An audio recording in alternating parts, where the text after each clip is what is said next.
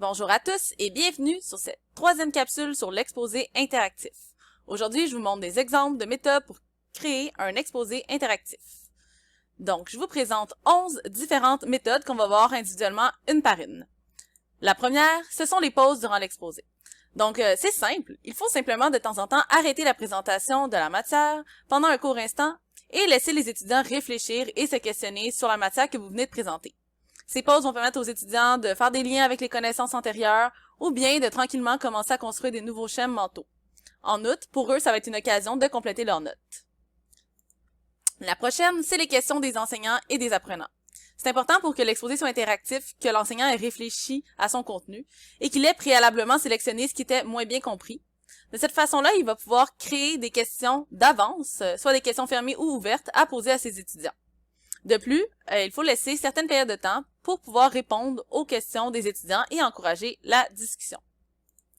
Une autre façon de rendre son exposé interactif, c'est de faire un questionnaire minute. Donc ici, on parle de vraiment un court questionnaire de 5 à 10 minutes. On peut utiliser Kahoot ou Microsoft Form. On fait ça en début de cours pour revenir sur la matière du cours précédent ou bien pour consolider une portion de matière qu'on vient de présenter. La séance brouhaha, qui est connue aussi sur le remue-ménage, comme le remue-ménage ou le brainstorming, c'est une technique qui est très connue. Dans le fond, c'est pour créer des nouveaux projets en équipe ou résoudre des problèmes. Tout le monde lance ses idées, aussi originales soient-elles, et on suspend notre jugement. Par la suite, les meilleures idées vont être identifiées et détaillées. Les démonstrations interactives. Ici, c'est l'enseignant qui va avoir le plus grand rôle. En fait, il va simplement exécuter une série d'actions ou d'opérations devant les étudiants, en suscitant leur attention par des questions ou des commentaires, ou bien en recrutant certains étudiants comme assistants ou accompagnateurs. Cette méthode, c'est surtout utilisée quand on veut décortiquer différentes étapes d'un tout, donc en sciences ou en mathématiques par exemple. Ensuite, on a le 1, 2, 4 ou le 1, 2 tous. Ce sont des techniques qui peuvent être jumelées parce qu'ils sont très similaires. En fait, on propose à l'étudiant de résoudre un problème d'abord seul, puis en sous-équipe de 2, et finalement en équipe de 4 ou bien en grand groupe, de style plénière. Les problèmes ayant une solution unique vont être plus pertinents pour ce type d'activité. Le puzzle. Le puzzle peut paraître complexe de prime abord, mais c'est très intéressant à mettre en place dans un cours. En fait, ce qu'on va faire en tant qu'enseignant, c'est décortiquer une mise en situation, un concept, une définition en différentes parties. On va ensuite créer des équipes du type ABC. Donc, certaines personnes auront la partie A, d'autres B, d'autres C. On crée des nouvelles équipes où tous les A, comme ici, seront regroupés ensemble, tous les B ensemble, tous les C ensemble. Ces personnes-là vont devenir experts de leur partie, puis on reforme les équipes d'origine et chacun explique la partie pour laquelle il est devenu expert aux autres membres de son équipe. Après ça, on peut faire un retour en grand groupe. Donc, c'est une activité qui prend un peu plus de temps que les autres. On dira 30 minutes ou plus. Ensuite, on a la comparaison des notes personnelles, plutôt simple. Après un certain nombre de temps d'exposé, on demande aux étudiants de comparer leurs notes, surtout lorsque la matière est complexe. Ça peut permettre d'améliorer les habiletés de prise de notes, en plus d'offrir une petite pause d'écoute aux étudiants. On a la résolution de problèmes en équipe, donc assez simple, on forme des équipes. On peut leur demander de faire des présentations par la suite de leurs solutions, soit en petits groupes ou bien à la classe.